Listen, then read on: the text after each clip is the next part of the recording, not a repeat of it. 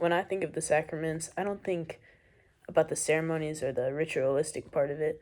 I think about how they actually shaped my life, even when I wasn't really trying to be religious with it. Each of them came with something that stayed with me, or like a feeling I got from it. I didn't always see the grace in the moment, but looking back now, it's very obvious to me how those graces came into my life.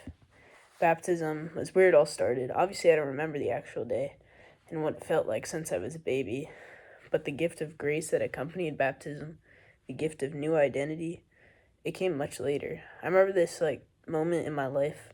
I was in my early 20s and everything was wrong. I was living outside in this apartment that never seemed like where I wanted to live, and a job that didn't matter to me. I'd go to work, return home, sleep, and it was sort of like this repeating cycle. And I felt stuck in this loop where I was kind of just drifting through life, and this would just repeat forever. And I had friends, but none who actually knew me. They knew who I was, they knew my name, but not who I kind of truly was. And I was always changing depending on who I was around. I think I was scared to show up as myself because I didn't know if that was enough.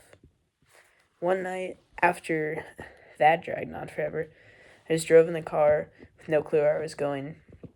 I pulled up in front of a small church. I don't remember going inside of it at all, but I do remember seeing a lot, like when I walked by or something like that. And I parked in the lot and just there for a while, just kind of sat there.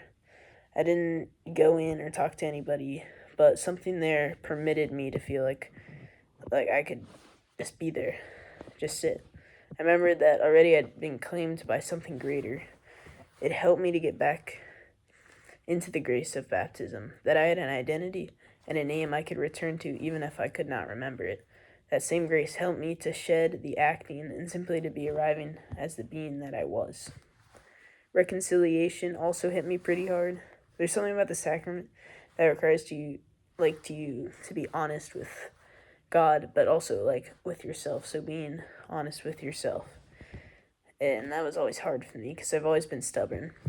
I don't like to admit defeat or just kind of lose in general, like sports or arguments. So I kind of drag things on, and that became a huge issue with my little brother.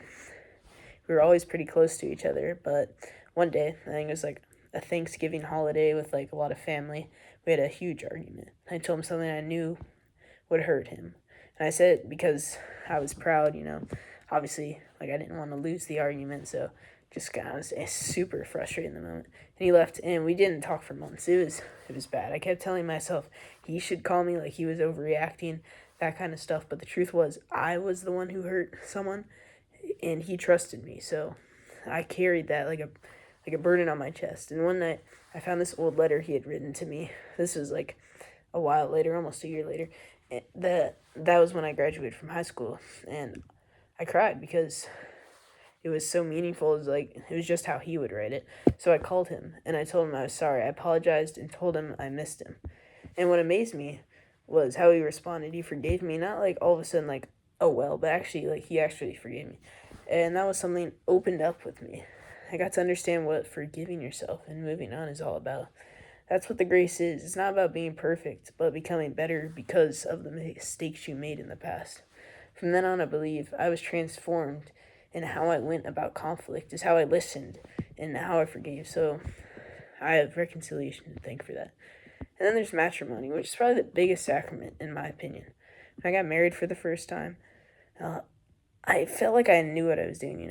I used to think that love was sort of things that you see online through videos and all that, with these expensive dates and always treating your wife to all these new vacations and whatever. But those things are still important, but unless you want to build something real underneath them, it won't last. I found that love is in the small things, holding your partner's hand and talking to them after they went through a long day, or changing a diaper at 3 in the morning and eating dinner with your kids at the table. The gift of matrimony, childbearing, showed itself to me in the bad days. I remember one afternoon, our daughter had been sick and our house was dirty, and of course, we're both exhausted. But my wife started singing in the kitchen, just something silly, and she also danced with the baby while making dinner. I thought this is why we have a family. Not everything was perfect, but we were raising a family that was filled with love.